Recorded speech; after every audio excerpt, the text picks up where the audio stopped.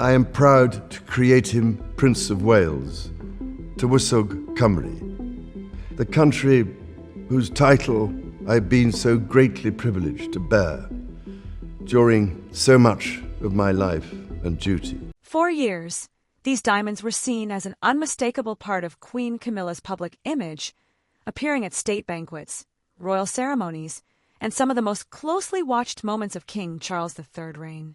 Yet according to reports circulating within royal circles, a decision has now emerged that few observers expected.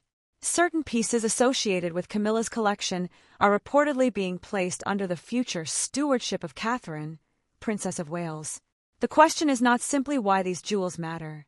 The real question is why this moment was chosen and what it may reveal about the monarchy's plans for the future. Inside Buckingham Palace, important decisions rarely arrive without preparation.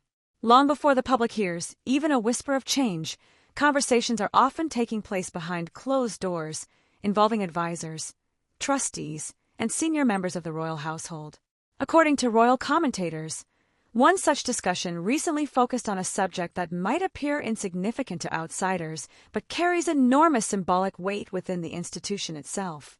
At the center of that discussion was a collection of diamond brooches closely associated with Queen Camilla. To most people, they might seem like beautiful pieces of jewelry. Within royal circles, however, objects such as these are rarely viewed only through the lens of beauty. They carry history, meaning, and sometimes messages that are never spoken aloud. This is where the story begins to take an unexpected turn. Reports suggest that King Charles III was presented with recommendations concerning the future stewardship of several significant royal pieces. The issue was not their monetary value, nor was it a question of personal preference. Instead, advisors were reportedly examining something much larger: how important symbols of the monarchy should be positioned as the institution prepares for the decades ahead. And that immediately raises a question. If this was merely an administrative matter, why has it attracted so much attention among royal watchers? The answer lies in the unusual role jewelry has played throughout royal history. For generations, brooches, tiaras, necklaces, and other heirlooms have served as silent forms of communication. They often appear at carefully selected moments, attached to carefully selected individuals. In many cases, what is worn can reveal as much about royal priorities as any official statement. Observers have frequently noted that Catherine, Princess of Wales, has demonstrated a remarkable understanding of this tradition. Throughout her years of royal service, she has consistently used symbolism with extraordinary precision. Whether appearing at diplomatic engagements, remembrance ceremonies, or international events, her choices have often reflected an awareness of history and continuity. That reputation has only strengthened in recent years. As Prince William, the Prince of Wales, and Catherine continue assuming greater responsibilities, many commentators believe the couple increasingly represents the future face of the monarchy. Their public roles have expanded steadily, their visibility has grown, and their importance within long-term succession planning has become impossible to ignore. But if Catherine's rising position explains part of the reported transfer, it does not explain everything. Because another figure remains at the center of the story. Queen Camilla's journey into the heart of the royal family has been one of the most complicated transformations in modern royal history. Decades ago, few could have imagined that she would one day stand beside Charles as queen. The road from public controversy to royal acceptance required patience, resilience, and sustained support from the man who eventually became king. Over time, many members of the public softened their views. Camilla built a reputation for steady service, charitable work, and loyalty to the monarch. Yet while acceptance can be earned, the question of legacy operates according to different rules. That distinction may prove crucial. Inside every monarchy, there comes a point when attention gradually shifts from the present reign to the next one. It does not happen suddenly. It unfolds quietly, often through decisions that seem small at first glance. A new responsibility here. A ceremonial role there, a symbolic gesture that initially attracts little notice before revealing its significance months or even years later. Some royal analysts believe the reported movement of these brooches belongs within that category. Not because anyone is being removed from the story, not because anyone's contribution is being erased, but because institutions built on continuity must constantly prepare for what comes next. If that interpretation is correct, then the diamonds themselves may only be the visible part of a much larger conversation taking place inside palace walls. And that leads to an even more intriguing question. Were these reported changes simply about jewelry, or were they intended to signal something about Catherine's future role long before any official announcement becomes necessary? As palace insiders continued discussing the implications, another layer of the story began to emerge, one involving succession, symbolism, and a decision that some believe had been developing quietly for far longer than anyone realized. And what happened next would make the entire situation far more significant than it first appeared. The more palace observers examined the reported transfer, the more they began arriving at the same conclusion: the diamonds themselves were not the real story. They were simply the most visible clue. What mattered was what the movement of those symbols appeared to reveal about the direction of the monarchy and the priorities shaping its future. That realization changed the conversation almost immediately. At first, many commentators treated the reported decision as an issue involving royal jewelry, protocol, and ceremonial stewardship. Yet within days, a different interpretation started gaining attention. Several royal analysts noted that significant institutional changes rarely announced themselves directly. More often, they emerged through a series of smaller decisions that only make sense when viewed together. And when viewed together, recent developments appeared difficult to ignore. Over the past several years, responsibilities associated with the future reign have increasingly gravitated toward William and Catherine. Major public appearances, international representation, charitable leadership, and key ceremonial roles have all reinforced their growing position within the royal family. None of those developments seemed controversial on their own. In fact, most appeared entirely natural.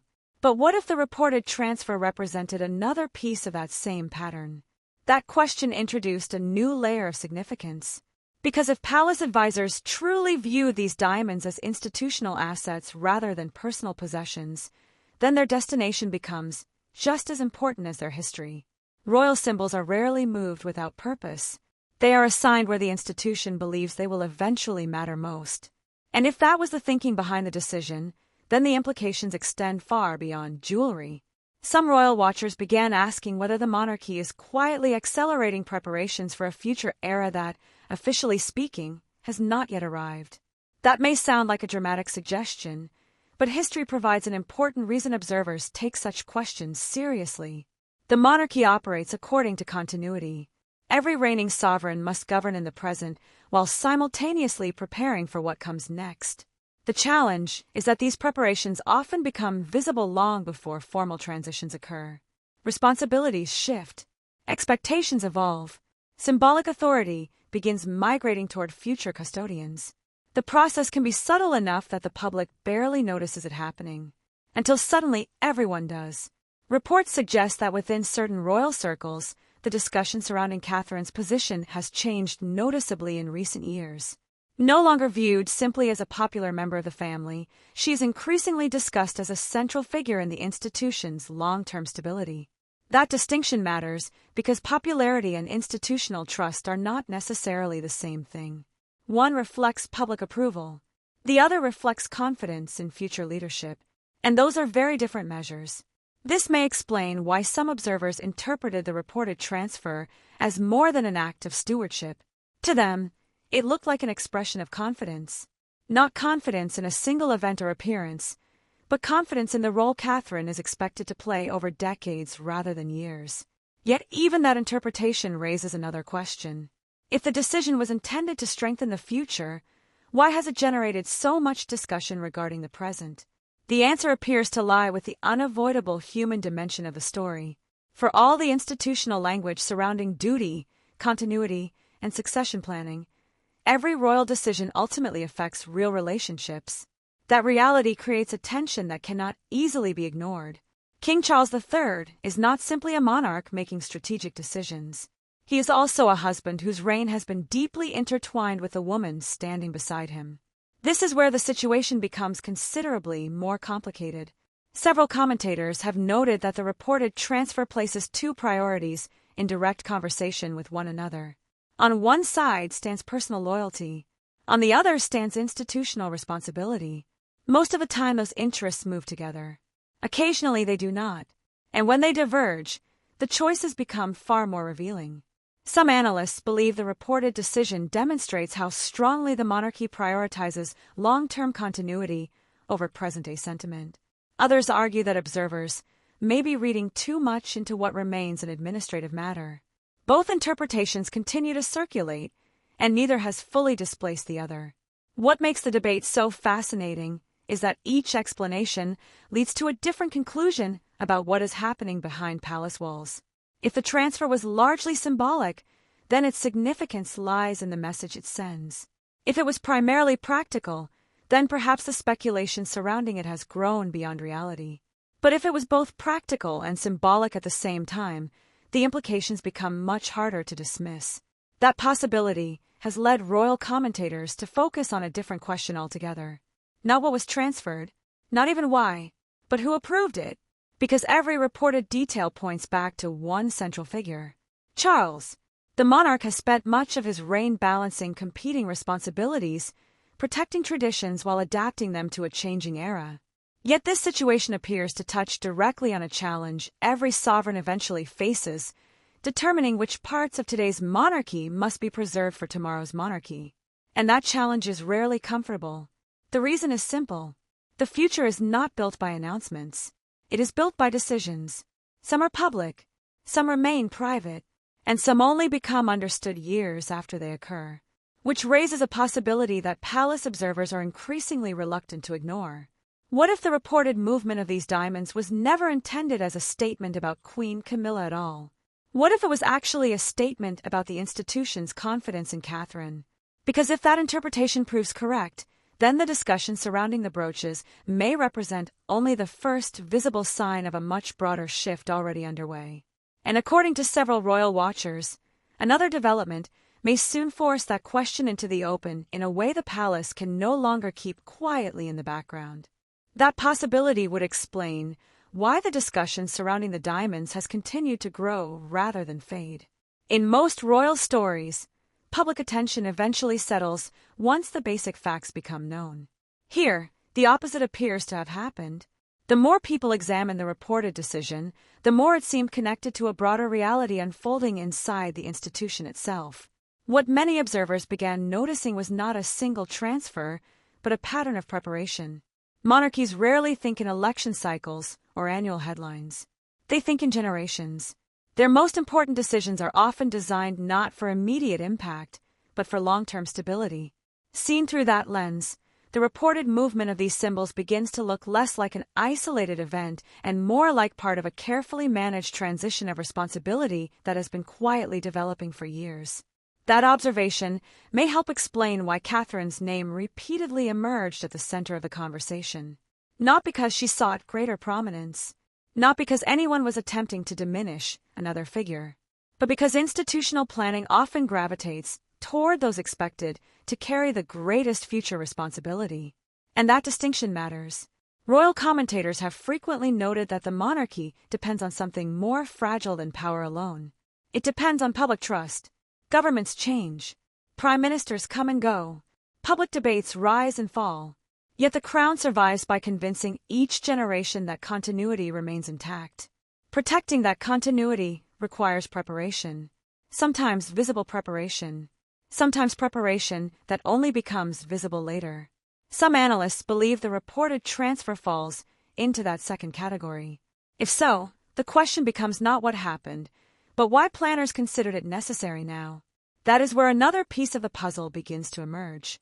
Over the past several years, the pressures facing the royal family have changed dramatically. Public expectations have evolved. Media scrutiny has intensified. Every appearance, every absence, every symbolic gesture now generates analysis that would have been unimaginable a generation ago. As a result, royal strategy increasingly revolves around clarity. The institution benefits when the public understands who represents its future. It benefits when succession appears stable. It benefits when uncertainty is minimized before uncertainty has a chance to grow. Viewed from that perspective, the reported transfer begins to reveal a different logic. The diamonds may have represented more than heritage. They may have represented confidence. Confidence in who will eventually carry the visual and symbolic responsibilities associated with a future reign. Yet that interpretation introduces another intriguing question. If succession planning explains the institutional side of a story, what explains the timing? Several royal watchers have pointed out that timing is often as important as the decision itself. The same action can carry entirely different meanings depending on when it occurs. A symbolic gesture made years too early appears unnecessary. The same gesture made years too late risks appearing reactive, which suggests that advisors may have believed the present moment carried particular significance. Why? That remains less clear. Some commentators argue that the institution is entering a period in which future leadership can no longer remain an abstract concept. William and Catherine are no longer viewed simply as the next generation. Increasingly, they are viewed as the generation preparing to assume greater practical responsibility. That shift changes how decisions are interpreted.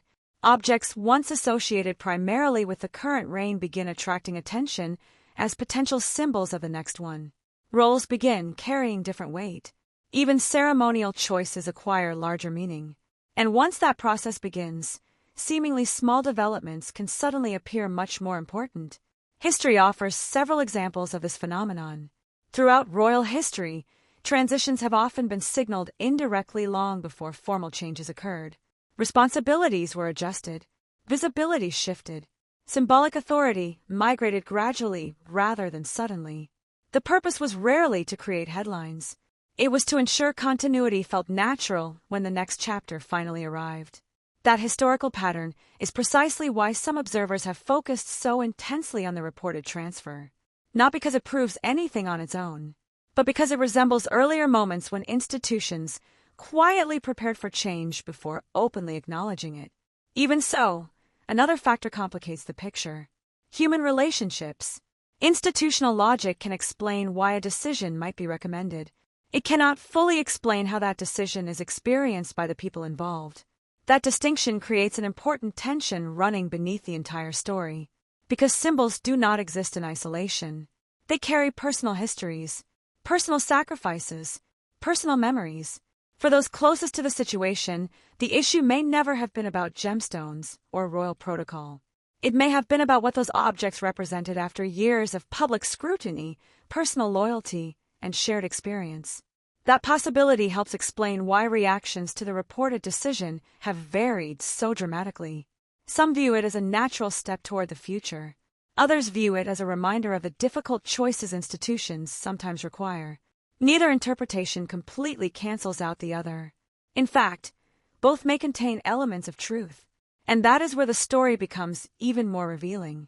Because the deeper observers looked, the less the situation appeared to be about choosing between individuals, and the more it appeared to be about balancing competing responsibilities that cannot always be perfectly reconciled. Responsibility to the present, responsibility to the future, responsibility to people, responsibility to the institution. The Crown has faced versions of that challenge for centuries. What makes this moment different is how visible those tensions have become. Yet there is still one piece of the puzzle that has not been fully explained. If the reported transfer reflects confidence in Catherine's future role, and if it reflects broader succession planning, then another question naturally follows. What other decisions may already have been made according to the same logic? Because several royal analysts have suggested that symbols rarely move alone. They often accompany larger strategic thinking that remains hidden from public view until much later. And if that assessment is correct, then the discussion surrounding the diamonds may eventually be remembered not as the story itself, but as the first clue that a far more significant shift was already underway behind palace walls, a shift whose full implications have yet to be revealed. If that broader shift was already underway, then the most important consequence was not the movement of the diamonds themselves. It was the reaction the reported decision generated among those who spend their lives interpreting the monarchy signals. Because once enough observers begin reaching similar conclusions independently, the conversation itself becomes part of the story. And increasingly, the conversation was no longer centered on symbols. It was centered on expectations. Reports suggest that palace advisors are facing a challenge that every modern monarchy eventually encounters. The institution must preserve stability while simultaneously preparing the public for change. Those goals are closely related, but they are not identical. Stability, depends on confidence in the present. Preparation depends on confidence in the future. Managing both at the same time requires careful decisions that often carry meaning beyond their immediate purpose. That may explain why the reported transfer attracted such unusual scrutiny, not because people believed it would alter the monarchy overnight, but because it appeared to reinforce conclusions many had already begun forming. The future king and Catherine were no longer being viewed merely as heirs waiting for their moment. Increasingly, they were being viewed as active participants in shaping what comes next. That subtle difference has profound consequences because public expectations tend to evolve long before constitutional realities do. And once expectations begin changing, institutions must decide whether to guide that change or react to it. Some royal commentators have argued that Buckingham Palace prefers the first approach whenever possible. Sudden transitions create uncertainty. Gradual transitions create familiarity. The public becomes accustomed to seeing certain figures associated with certain responsibilities, making future developments feel less disruptive when they eventually arrive. If that assessment is correct, then another implication becomes difficult to ignore. The reported transfer may not simply reflect trust. It may reflect timing. Because trust can exist for years before action follows. Action occurs when institutions determine that preparation has become necessary. That distinction introduces a new pressure point. Preparation inevitably changes perceptions, and perceptions influence relationships throughout the royal structure. Every adjustment, however small, encourages observers to reassess where influence is growing where responsibility is increasing, and where future authority is likely to reside. This does not mean power is being taken from one person and handed to another. The reality is often far more complex. Influence within a monarchy operates through visibility, responsibility, symbolism, public confidence, and institutional reliance. Different individuals may possess different forms of influence simultaneously. Yet when several of those forms begin concentrating around the same figures, people naturally start asking whether they are witnessing the early stages of a larger transition. That question has only intensified as analysts examine the broader environment surrounding the royal family. The institution continues operating during a period of significant public scrutiny. Every appearance is analyzed. Every decision is interpreted. Every absence becomes a topic of discussion. Under those circumstances, symbols acquire additional weight because they help communicate continuity when words alone may not be enough. And continuity is precisely where the pressure appears to be building. Several royal watchers have pointed out that public confidence depends not only on today's leadership, but also on confidence in tomorrow's leadership. The stronger that confidence becomes, the easier it is for the institution to navigate uncertainty. From that perspective, any action reinforcing future stability carries strategic value. Yet there is another side to the equation. Because strengthening confidence in the future can sometimes create unexpected questions about the present. That tension may explain why reactions to the reported decision have remained so persistent. The story touches multiple sensitivities at once. It involves symbolism, succession, loyalty, legacy, and public perception. Each of those subjects carries its own emotional and institutional significance. Combined together, they create a level of complexity that few royal stories ever fully escape. And this is where several separate threads begin converging. The growing responsibilities associated with William and Catherine, the increasing emphasis on long-term planning, the reported reassessment of symbolic assets, the desire to project stability, the challenge of balancing personal relationships with institutional priorities. Viewed individually, each development tells only part of the story. Viewed together, they begin pointing toward the same destination. A monarchy preparing for the future while still operating firmly within the present. That convergence has prompted another important question among royal analysts. If preparations are indeed advancing at a faster pace than many people realized, what prompted the acceleration? No definitive answer has emerged. Some observers believe it reflects ordinary succession planning. Others suggest recent events may have encouraged advisors to think more urgently about long-term continuity. Still others argue that the institution is simply adapting to modern realities, where public expectations evolve far more rapidly than they once did. What is striking is that all three interpretations lead toward a similar conclusion. Preparation is no longer theoretical. Preparation is visible. perhaps not through dramatic announcements, perhaps not through official declarations, but through a series of decisions that appear increasingly connected when examined together. And once that connection becomes visible, another consequence emerges.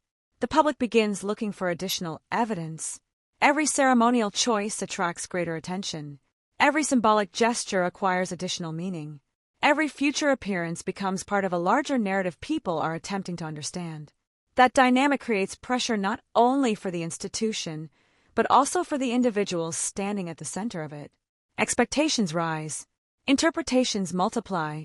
Actions that once passed unnoticed suddenly become subjects of national and international discussion, which may explain why some analysts believe the reported transfer represents a threshold moment rather than an isolated one. Not because it resolves any questions, but because it changes the questions being asked. The conversation is no longer focused on whether the future generation is being prepared for greater responsibility. Most observers already assume that. The conversation is increasingly focused on how far those preparations have progressed and what other decisions may already reflect the same underlying strategy. And according to several royal commentators, that is precisely where the most consequential uncertainty now resides. Because if the diamonds were merely one visible expression of a much larger institutional calculation, then the real story may not be what has already happened. The real story may be what has yet to emerge, and the next development could force even long-time royal observers to reconsider everything they thought this decision was actually about. If there is a single conclusion emerging from everything that has been discussed, it is that the reported transfer was never truly about ownership. The deeper significance lies in what the decision appears to reveal about how the monarchy understands its future and the people it believes will carry that future forward. That is why royal observers have continued paying attention long after the initial report surfaced. Jewels can be catalogued, documents can be signed, administrative decisions can be completed, but the ideas represented by those actions often continue long after the practical details fade from public discussion. In this case, the reported movement of symbols appears to have opened a much larger conversation about continuity, stewardship, and the gradual evolution of the institution itself.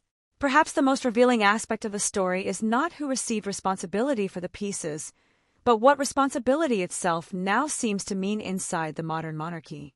For generations, the crown has survived because each era produced figures capable of carrying inherited traditions into a changing world. Every generation faced different pressures. Every generation faced different public expectations. Yet the underlying challenge remained remarkably consistent: preserve trust while adapting to circumstances that previous generations could never have anticipated. Many analysts believe that challenge is becoming increasingly important today. Public confidence is no longer shaped solely through formal ceremonies or official announcements. It is shaped through visibility, consistency, and the perception that future leadership is prepared long before it becomes necessary. In that environment, symbols matter because they help communicate readiness in ways that words sometimes cannot. That may explain why Catherine's role has attracted so much attention throughout this discussion. The reported decision appears significant not because it changes her formal position, but because it reinforces a perception that has been developing steadily over time. The perception that she is increasingly viewed as one of the institution's most important long-term assets, not simply as a future queen, but as a figure expected to help maintain stability through periods of transition. And transitions are ultimately what this story appears to be about. Not immediate transitions, not dramatic transitions, but gradual, carefully managed transitions that unfold over years rather than days. When viewed through that lens, the reported transfer begins to look less like a conclusion and more like part of an ongoing process. A process in which responsibilities, expectations, and symbolic authority are slowly aligning with the realities of the future. That observation also changes how many observers interpret King Charles III's role in the story. Throughout much of the discussion, attention has focused on the implications for others. Yet the monarch himself may represent one of the most important elements of all. Because the reported decision reflects a challenge every sovereign eventually encounters, determining how to strengthen an institution that must continue beyond any single reign. Royal commentators have often noted that successful monarchs are remembered not only for what they achieved personally, but for how effectively they prepared the institution for what followed them. Legacy is measured not merely by stewardship of the present, but by readiness for the future. Seen from that perspective, the reported transfer acquires a different meaning. It becomes less about possession, less about preference, and more about preparation. Preparation for responsibilities that are still approaching. Preparation for expectations that continue to grow. Preparation for a future chapter that is becoming increasingly visible, even while the current chapter remains firmly in place. Yet another reason this story resonates so strongly is that it touches one of the oldest themes in royal history, the balance between personal relationships and institutional duty. Throughout every generation, the monarchy has asked individuals to navigate responsibilities larger than themselves. Sometimes those responsibilities align comfortably with personal wishes. Sometimes they do not. The tension created by that reality has shaped countless royal decisions across decades and centuries. Some observers believe the reported transfer reflects exactly that dynamic. Not conflict, not division, but the difficult reality that institutions often require decisions based on long-term considerations rather than immediate sentiment. Whether that interpretation proves entirely accurate may ultimately matter less than what the public believes the decision represents. Because perception plays a powerful role in shaping royal narratives. And increasingly, the perception surrounding the story points toward preparation, continuity, and confidence in the next generation of leadership. That may be the most important revelation of all. The diamonds drew attention because they were visible. The deeper story attracted attention because it was not.